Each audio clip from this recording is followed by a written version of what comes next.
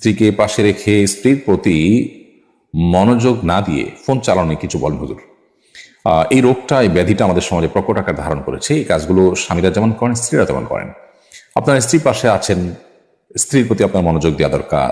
বাহির থেকে আপনি এসেছেন, এখন পরিবারের হক, তাদেরকে অ্যাটেনশন দেওয়া দরকার। নবী সাল্লাল্লাহু আলাইহি ওয়াসাল্লাম সুন্নাহ হলো বাসায় যখন থাকবো আমরা, তখন বাসার মানুষজনের হক আদায় করা, তাদেরকে সময় দেওয়া। সেটা না করে আপনি মোবাইলে আসক্ত হয়ে টিপাটিপি করছেন উদ্দেশ্যহীনভাবে।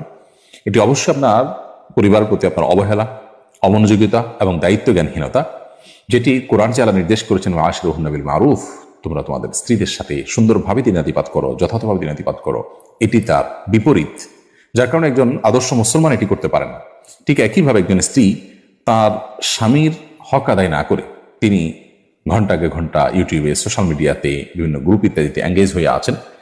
পরিবার, সন্তান সন্ততি, নিজের স্বামী, তাদের প্রতি যেভাবে মনোযোগী হওয়া দরকার, তাদের প্রতি যেভাবে মনোযোগী থাকা দরকার, তাদের জন্য নিজেকে প্রস্তুত করা, তাদের সাথে এঙ্গেজ থাকা যতটা প্রয়োজন, সেটা না করে তিনি মোবাইল ফোনে কিংবা টেলিভিশনে কিংবা সোশ্যাল মিডিয়া ইত্যাদিতে খুব বেশি সময় তিনি ব্যয় করছেন। তিনিও একই ভুল করছেন এবং একই অপরাধে অপরাধী। তো এই জায়গাটাতে আমাদের এই ব্যাধিটা দূর করা দরকার, যে সোশ্যাল মিডিয়ার আসক্তি কিংবা মোবাইল ফোনের টিপাটিপি, এটা যেন আমাদের পরস্পরের প্রতি যে কর্তব্য আছে, সেই কর্তব্যের জায়গা থেকে আমাদেরকে সরিয়ে না দেয়। আমরা যেন আসক্তির জায়গা চলে না যায়। আসক্তির জায়গা চলে গেলেই কিন্তু কর্তব্য জায়গা থেকে সরিয়ে দিবে। স্বামী হিসাবে স্ত্রীর ভরণ পোষণের ব্যবস্থা করলেন, স্ত্রীর শারীরিক চাহিদা পূরণ করলেন, জাস্ট এটুকুই তার প্রতি আপনার একমাত্র কর্তব্য নয়।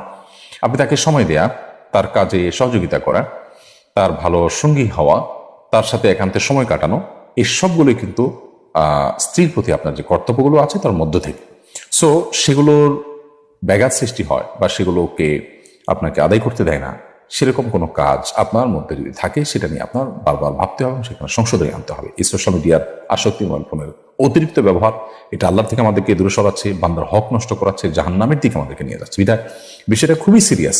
এটা কে খুব হালকাভাবে দেখার কোনো কারণ নাই। এই জন্য স্বামী হোক আর স্ত্রী, নারী হোক আর পুরুষ, সবাইকে এ ব্যাপারে দায়িত্বশীল আচরণ করতে হবে এবং এই ব্যাধি থেকে মুক্ত হওয়ার